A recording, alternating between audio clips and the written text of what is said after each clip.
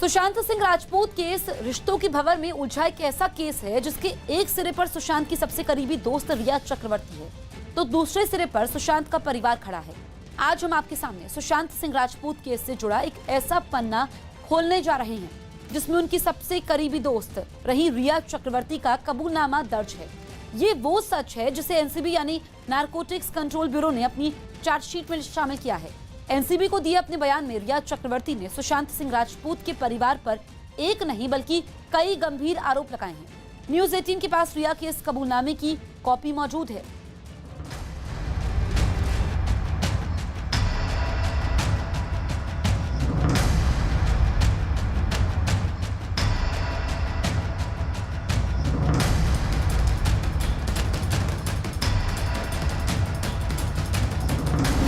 रिया चक्रवर्ती का सनसनीखेज कबूलनामा।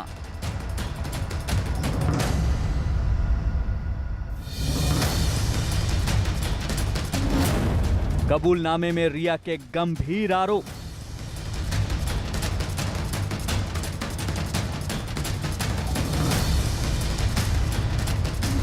सुशांत के परिवार पर संगीन आरोप।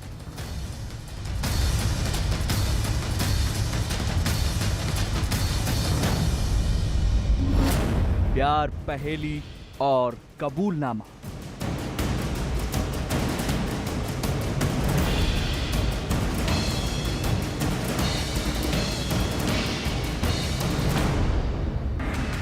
आज हम आपके सामने सुशांत सिंह राजपूत के सुसाइड केस से जुड़ा एक ऐसा पन्ना खोलने जा रहे हैं जिसमें उनकी सबसे करीबी दोस्त रही रिया चक्रवर्ती का कबूलनामा दर्ज है।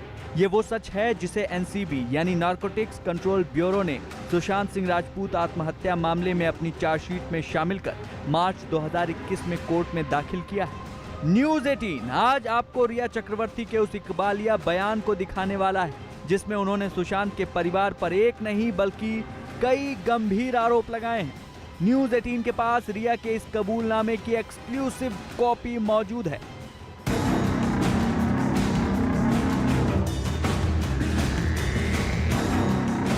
सुशांत सिंह राजपूत की मौत को करीब 1 साल बीत चुका है, लेकिन आज भी सुशांत की जिंदगी और मौत की कहानी रिश्तों के भंवर में उलझी हुई है। दरअसल सुशांत सिंह राजपूत और रिया चक्रवर्ती पहले अपने प्यार की वजह से सुर्खियों में रहे, लेकिन 14 जून 2020 को सुशांत की आत्महत्या के बाद ये कहानी पहेली बने रिश्तों के ही जाल में उलझ गई। इसके एक सिरे पर उनकी सबसे करीबी दोस्त रिया चक्रवर्ती हैं, तो दूसरे सिरे पर है सुशांत का परिवार।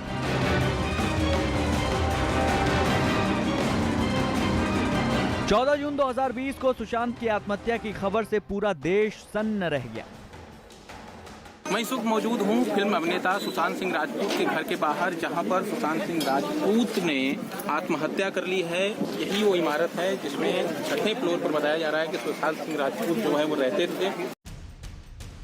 इसके बाद शुरू हुआ सुशांत की मौत को लेकर अटकलों का लंबा सिलसिला। इसके बाद शुरू हुई सुशांत की मौत की तफ्तीश।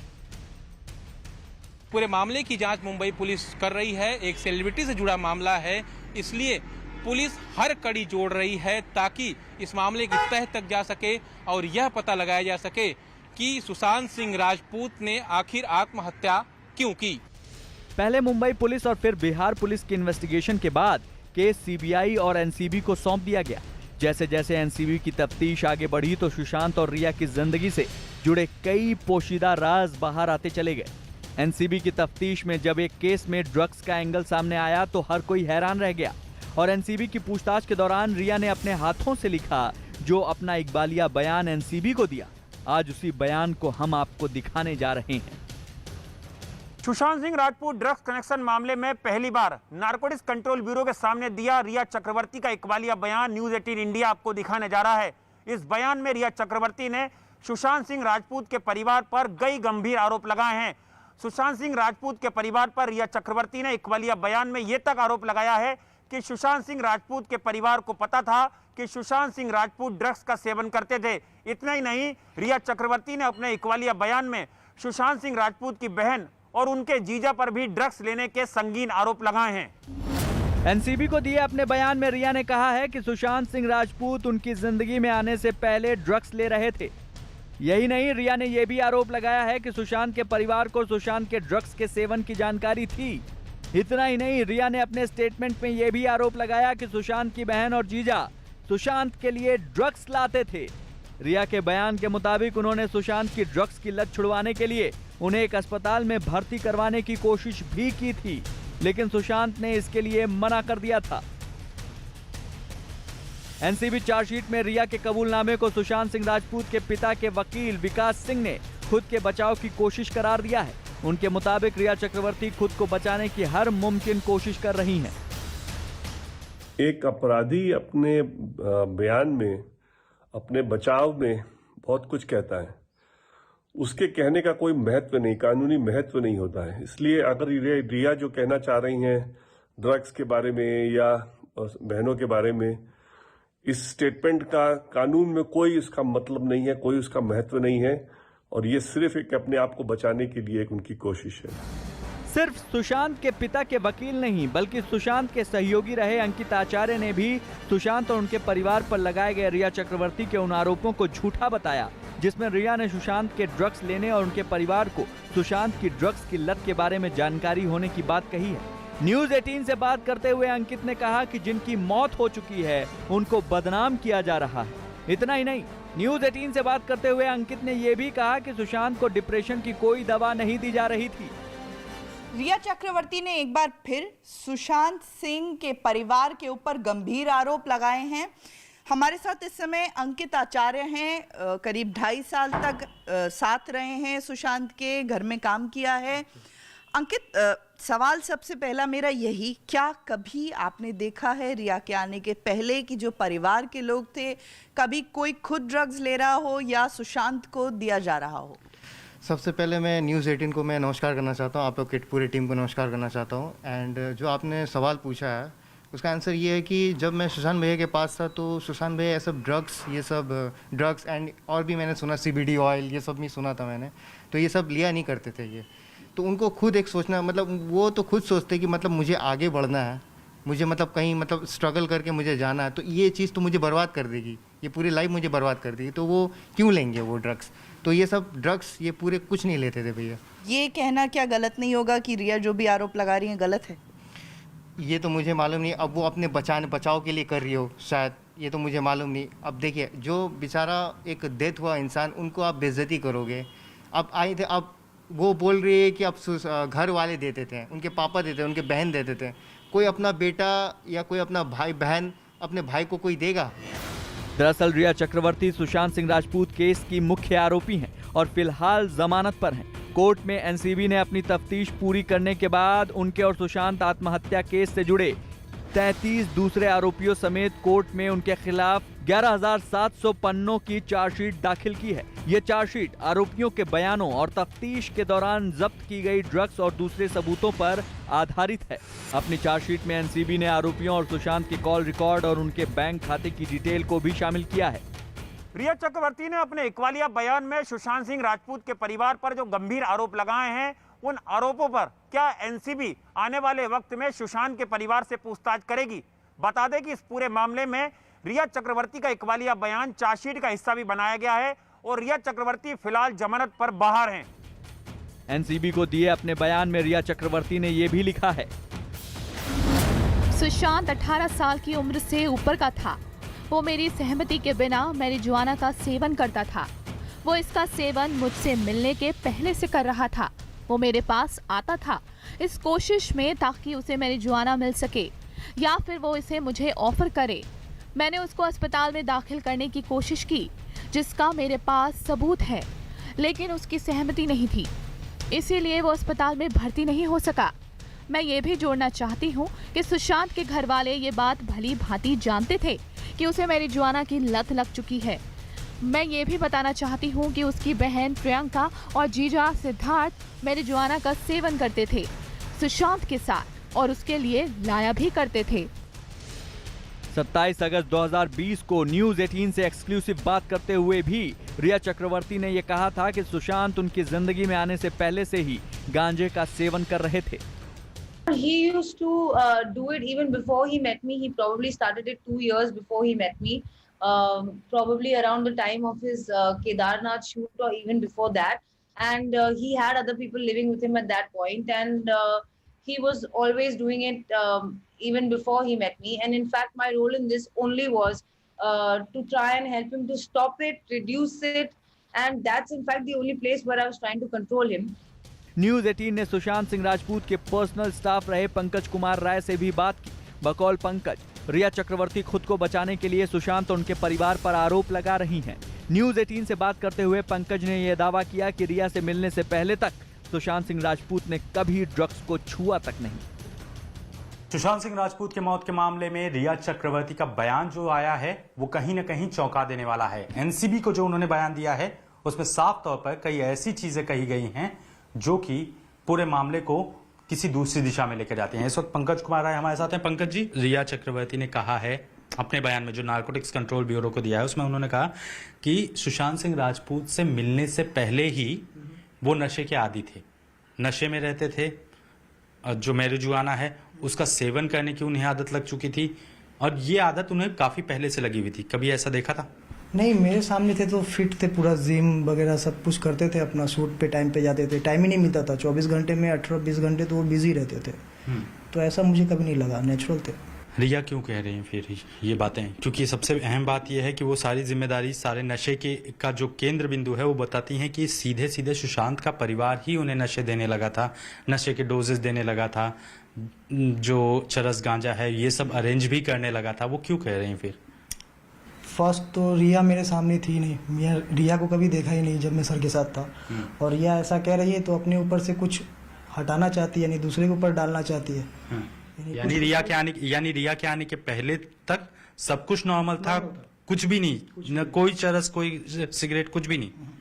बहुत अच्छा काम चल रहा था और सर के पास बाकी बहुत सारे मूवी भी आ रहे थे, काम भी सब बहुत अच्छे कर रहे थे, बिजी थे अपने लाइफ में अच्छे से। बट रिया जब आई, मैं सुना बाद में न्यूज़ के मालूम चला रिया करके, रिया आई है, तो रिया के आने के बाद ही ये सब स्टार्ट हुआ होगा मेरे हिसाब। रिया के बयान के मुताबिक रिया 8 जून 2020 को सुशांत और उनके घर को छोड़कर चली गई थी। इसके बाद 8 से 12 जून तक उनकी बहन मीतू सिंह सुशांत के साथ रही थी और 14 जून 2020 को सुशांत की लाश उनके बेडरूम में मिली थी। फिलहाल ये मामला कोर्ट में है और रिया जमानत पर बाहर हैं और सुशांत की आत्महत्या की ये कहानी पहली बन रिश्तों के ही जाल में उलझी है। इसके एक सिरे पर उनकी सबसे करीबी दोस्त रिया चक्रवर्ती हैं, तो दूसरे सिरे पर है सुशांत सिंह राजपूत का परिवार। बड़ी खबर आ रही है पाकिस्तान से। पाकिस्तान में सिंध प्रांत के घोटकी जिले में 2 ट्रेनों की टक्कर हो गई है। इस भीषण ट्रेन हादसे में 30 लोगों की मौत की खबर है, जबकि 50 से अधिक लोग घायल हो गए। यह हादसा तब हुआ जब एक ट्रेन पटरी से उतर गई और कुछ देर बाद पीछे से आई दूसरी ट्रेन ने ट्रैक पर अटकी ट्रेन को टक्कर मारी। जानकारी के मुताबिक यह हादसा सिंध के घोटकी में रेती और धारकी रेलवे स्टेशन के बीच हुआ। अब तक जो जानकारी मिली है उसके मुताबिक मिल्लत एक्सप्रेस किसी गड़बड़ी की वजह से पटरी से उतरी। इसके थोड़ी ही देर बाद सर सैयद एक्सप्रेस ट्रेन वहां पहुंची। पटरी पर खड़ी मिल्लत एक्सप्रेस को पीछे से जोरदार टक्कर मारी। इस हादसे में 30 लोगों की मौत हुई है। घायलों को इलाज के लिए आसपास के अस्पतालों में भर्ती करवाया गया है। अभी भी राहत और बचाव का काम चल रहा है। तो तस्वीरें आप देखिए, ये दुखद हादसा पाकिस्तान के सिंध प्रांत के घोटकी इलाके में हुआ है, जहां पर 2 ट्रेनों की टक्कर में 30 लोगों की मौत हुई है, जबकि कई लोग इसमें घायल हैं। दरअसल एक ट्रेन किसी गड़बड़ी की वजह से पटरी से उतरती है और उसके कुछ देर बाद दूसरी ट्रेन आती है और पीछे से उसमें टक्कर मारती है। आप तस्वीरें देखिए, ये दर्दनाक मंजर पाकिस्तान से सामने आया, जिसमें 30 लोगों की जान गई है, कई लोग अभी भी घायल हैं। तो 2 ट्रेनें पाकिस्तान में आपस में टकराई है और ये बड़ा ट्रेन हादसा है।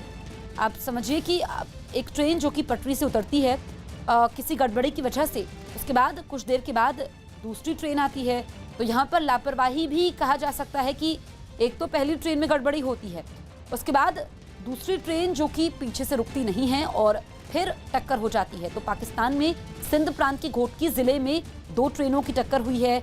इस ट्रेन हादसे में 30 लोगों की मौत हुई है, 50 से अधिक लोग घायल हैं। यह हादसा तब हुआ जब एक ट्रेन पटरी से उतर गई। कुछ देर बाद पीछे से आई दूसरी ट्रेन ने ट्रैक पर अटकी ट्रेन को टक्कर मारी और यह हादसा सिंध के घोटकी में रेती और धारकी रेलवे स्टेशन के बीच हुआ। अब तक जो जानकारी मिली है उसके मुताबिक मिल्लत एक्सप्रेस किसी गड़बड़ी की वजह से पटरी से उतर गई थी। इसकी थोड़ी ही देर बाद सर सैयद एक्सप्रेस ट्रेन वहां पहुंची। पटरी पर खड़ी मिल्लत एक्सप्रेस को पीछे से जोरदार टक्कर मारी। इस हादसे में 30 लोगों की मौत हुई है। घायलों को इलाज के लिए आसपास के अस्पतालों में भर्ती करवाया गया है। अभी भी राहत और बचाव का काम जारी है। लोग अपनों की तलाश के लिए वहां पर पहुंचे हैं।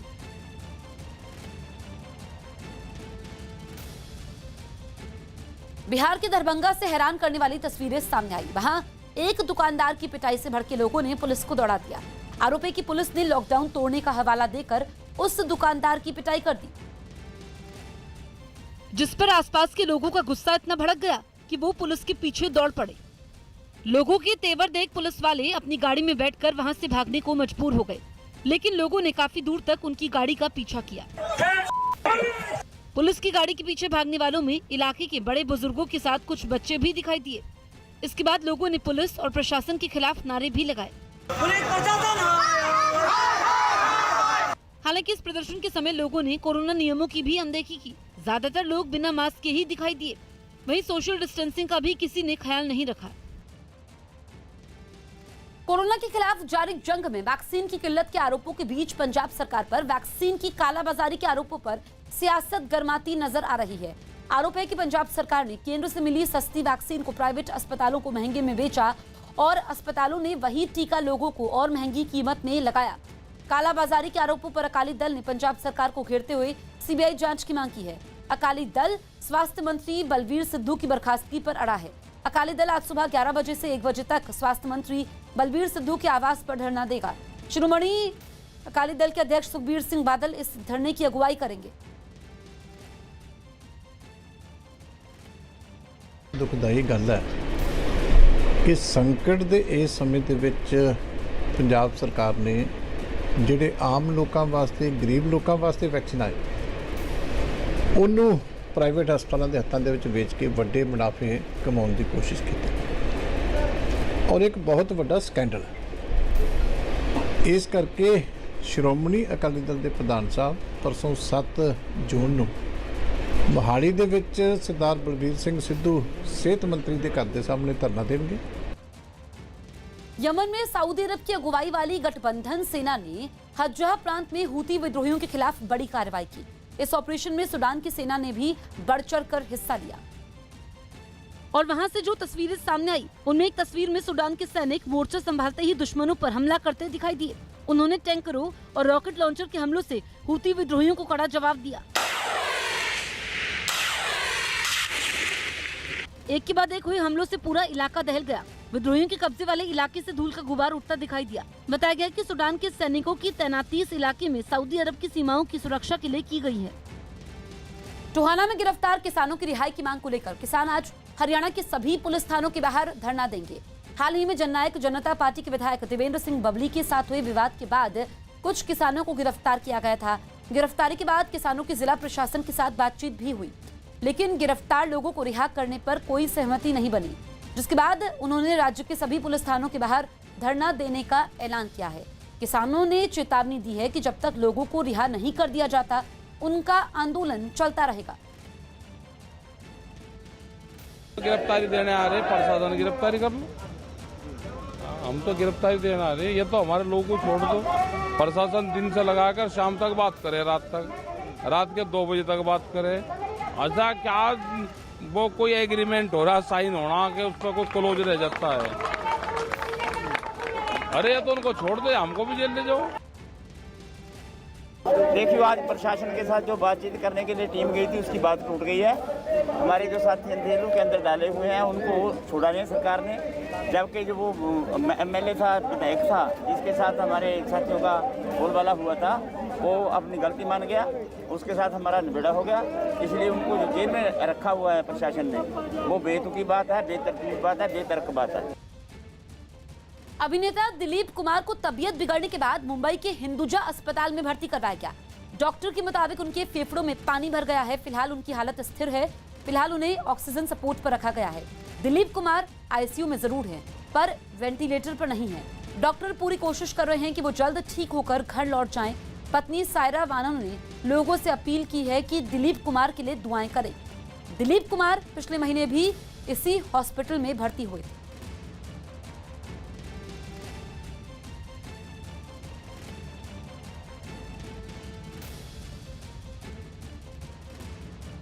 देश में कोरोना की दूसरी लहर की रफ्तार कम हो रही है। ज्यादातर राज्यों में कोरोना के मामलों में कमी आई है। ऐसे में राज्यों ने अनलॉक की प्रक्रिया शुरू कर दी है। दिल्ली में अनलॉक के दूसरे हफ्ते यानी आज से और जीवन के आधार पर बाजार और मॉल खोलने की इजाजत दी गई है। इसके साथ ही मेट्रो भी 50% क्षमता के साथ आज से शुरू हो गई है। नई गाइडलाइंस के मुताबिक मॉल और बाजार में और जीवन के फॉर्मूले पर दुकानें खुलेंगी, यानी कि आधी दुकानें एक दिन खुलेंगी और आधी दुकानें दूसरे दिन खुल पाएंगी। दुकानों को खोलने का समय सुबह 10 बजे से रात 8 बजे तक रखा गया है। सरकारी दफ्तरों में ग्रुप ए अधिकारी 100% उपस्थिति के साथ काम करेंगे, यानी सभी अधिकारियों को दफ्तर आना होगा, जबकि दूसरे कर्मचारी 50% ही दफ्तर आएंगे। लेकिन जरूरी सेवाओं के 100% कर्मचारी दफ्तर जाएंगे। वहीं प्राइवेट दफ्तर 50% क्षमता के साथ सुबह 9 बजे से शाम 5 बजे तक खुलेंगे। हालांकि दिल्ली में अभी gym, spa, salon, water park को खोलने की इजाजत नहीं है।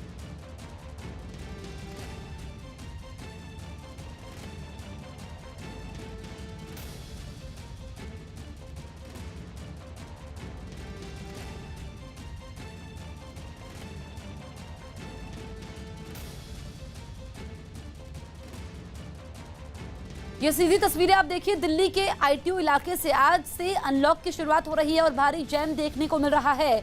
आज ऑड इवन फॉर्मूले के तहत दुकानें खुलेंगी, यानी कि आधी दुकानें आज खुलेंगी, आधी दुकानें कल। लेकिन फिर भी आप देखिए कि पहला दिन अनलॉक का और ये जैम की स्थिति 9:15 बजने को है और ये दफ्तर जाने का समय भी होता है। आप देखिए कितना लंबा ये जैम है और अनलॉक के साथ ही जैम लगना भी शुरू हो चुका है।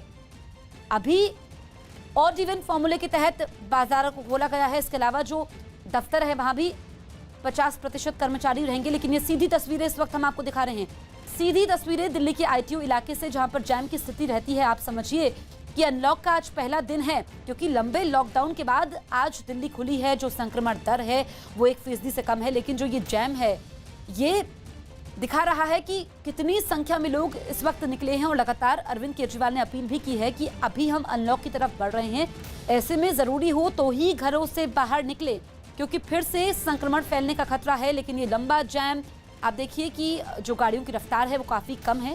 हालांकि गाड़ियां आगे बढ़ रही है लेकिन रफ्तार कम है और पीछे तक जहां तक नजर जा रही है लंबा जैम नजर आ रहा है। ये सीधी तस्वीरें, लाइव तस्वीरें आप देख रहे हैं दिल्ली के आईटीयू इलाके से। काफी व्यस्त ये इलाका है और यहाँ पर कई बड़े दफ्तर भी हैं और यहाँ पर वैसे ही जैम रहता है। लेकिन लॉकडाउन में हमने देखा कि जैम नहीं था। लेकिन आज अनलॉक का पहला दिन और लंबे लॉकडाउन के बाद जब संक्रमण दर 33% से कम होकर 1% पर पहुंची, उसके बाद अनलॉक की तरफ दिल्ली बढ़ी है। और अभी जो जिम है, स्पा है, सैलून है, ये सब बंद रहेंगे, लेकिन बाजार और जीवन फॉर्मूले के तहत खुलेंगे। मेट्रो में भी 50% क्षमता के साथ मेट्रो का संचालन होगा। बसों में भी लोग सफर कर पाएंगे। देखिए ग्राफिक्स के जरिए हम आपको बता रहे हैं, दुकानें खोलने का जो समय है वो 10 बजे से रात के 8 बजे तक है। तो 10 बजने को है, लोग निकले हैं और जैम लग चुका है। आज अनलॉक की तरफ दिल्ली बढ़ी है, पहला दिन और पहले ही दिन आईटीयू इलाके में भारी जैम है। जो दुकानें हैं वो सुबह 10 बजे से रात 8 बजे तक खुलेगी। इसके अलावा मेट्रो 50% क्षमता के साथ चलेगी और कई दफ्तर ऐसे हैं जहां पर 50% कर्मचारी होंगे, लेकिन कई दफ्तरों में 100% कर्मचारी काम करेंगे।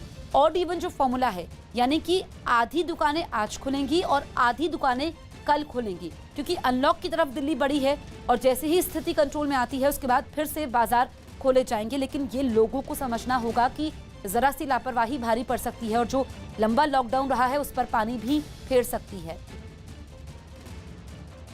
पहले जैसा ही है, जो पहले रेस्ट्रिक्शंस थी उसके अकॉर्डिंग ही चल रहा है, काफ़ी अच्छा है। वैसे ही लग रहा है जैसे पहले था, कोई खास नहीं है। खास का मतलब ये है कि इतना चेंज है कि दूरी बना के चलते मेट्रो में भी और वैसे भी। मेट्रो की सेवा ओपन हुई है तो उसके लिए जा रहा हूँ, अदरवाइज मैं 1 महीने से घर ही पे था, कारण कि कोई कन्वेंस नहीं था दिल्ली टू यूपी जाने के लिए। अब सुविधा तो हुई है, पर देखिए कितने लोग इसको कोविड के तौर पे मानते हैं, क्योंकि इन्होंने कह तो दिया है कि 50% आबादी के साथ खोलेंगे, पर अंदर कौन फॉलो करता है वो सबसे बड़ी बात देखने के लिए है। बाकी हाँ, मेट्रो खुल जाने से हमारी थोड़ी सुविधा तो है। इस वक्त की बड़ी खबर आपको बता दें, बीजेपी नेता की हत्या मामले में बड़ा खुलासा हुआ है। आतंकी संगठन टीआरएफ ने हत्या की जिम्मेदारी ली है। टेरर नेटवर्क की मदद से हत्या को अंजाम दिया गया। जो जम्मू कश्मीर में राकेश पंडिता की हत्या हुई थी, उस मामले में यह बड़ा खुलासा हुआ है। और बड़ी बात यह है कि राकेश पंडिता को पहले पीटा गया था। पिटाई से राकेश पंडिता का हाथ भी टूटा था और इस मामले में बड़ा खुलासा हुआ है।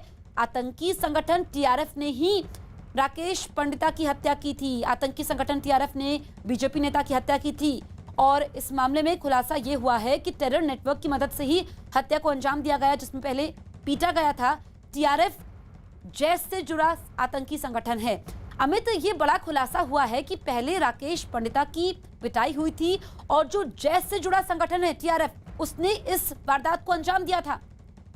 जी, सोची समझी साजिश के तहत इस हत्याकांड को अंजाम दिया गया था और इसमें ओवरग्राउंड वर्कर जो लोग आतंकियों की मदद करते हैं लगातार, उसकी एक ग्रुप के सक्रियता का मामला सामने आया है और उनको पता था, इस ग्रुप को पता था कि कहां आएंगे वो और कहां रुकेंगे और किन लोगों से मिलेंगे। तो उन पर हमला किया गया, उनको पहले मारा गया, उसके बाद उनकी हत्या की गई। और एक तरीके से सुरक्षा एजेंसियों के सूत्रों के मुताबिक ओवरग्राउंड वर्कर्स को फिर से सक्रिय आतंकी बनाने की कोशिश घाटी में हुई है और टीआरएफ इसमें बहुत रेजिस्टेंट फ्रंट एक आतंकी संगठन है जो कि कुछ महीनों पहले बना था। ये इसमें तीनों गुट के जो आतंकी हैं वह शामिल है। वह अपनी सक्रियता दिखा रहा है, वह निर्देश दे रहा है और वह ओवरग्राउंड वर्कर को सक्रिय आतंकी बनाने की भूमिका अदा कर रहा है।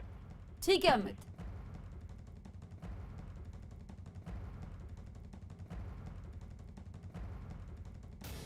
यूपी में अब सिर्फ 4 जिलों को छोड़कर राज्य के 71 जिलों में कोरोना कर्फ्यू की पाबंदियों में ढील दी गई है। सिर्फ मेरठ, लखनऊ, सहारनपुर और गोरखपुर में ही 600 से ज्यादा एक्टिव केस होने की वजह से पाबंदियों में ढील नहीं दी गई है। यूपी के गाजियाबाद में भी कर्फ्यू में ढील दे दी गई है। यहाँ दुकानें सुबह 7 बजे से शाम 7 बजे तक खुलेंगी।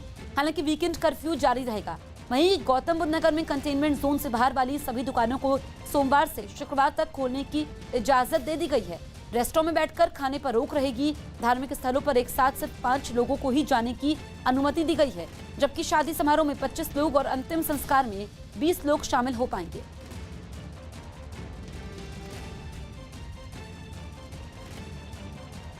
महाराष्ट्र में अनलॉक की प्रक्रिया 5 चरणों में होगी, जो राज्य में कोरोना संक्रमण दर और ऑक्सीजन बेड की उपलब्धता पर आधारित होगी।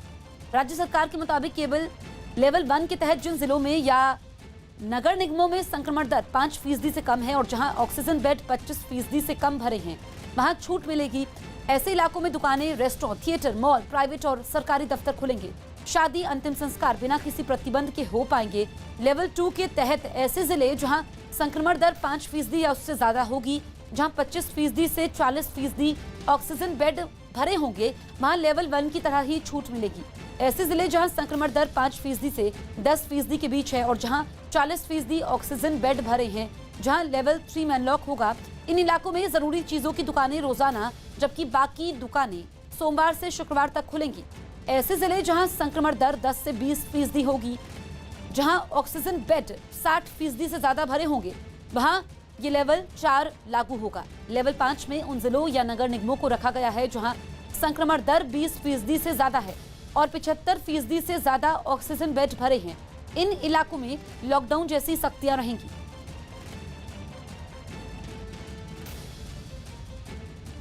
सागर हत्याकांड मामले में दिल्ली की मंडोली जेल में बंद सुशील कुमार की सुरक्षा को लेकर तिहाड़ जेल प्रशासन हरकत में है।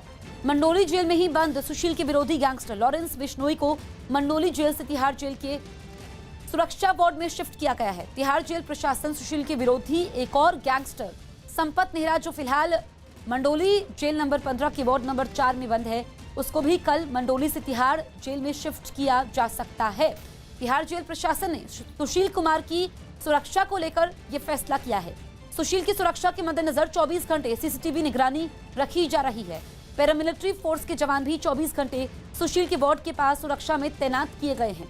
पहलवान सागर हत्याकांड के बाद से ही लॉरेंस बिश्नोई, संपत नेहरा, काला जठेरी जैसे गैंगस्टर सुशील की जान के पीछे लगे हुए हैं।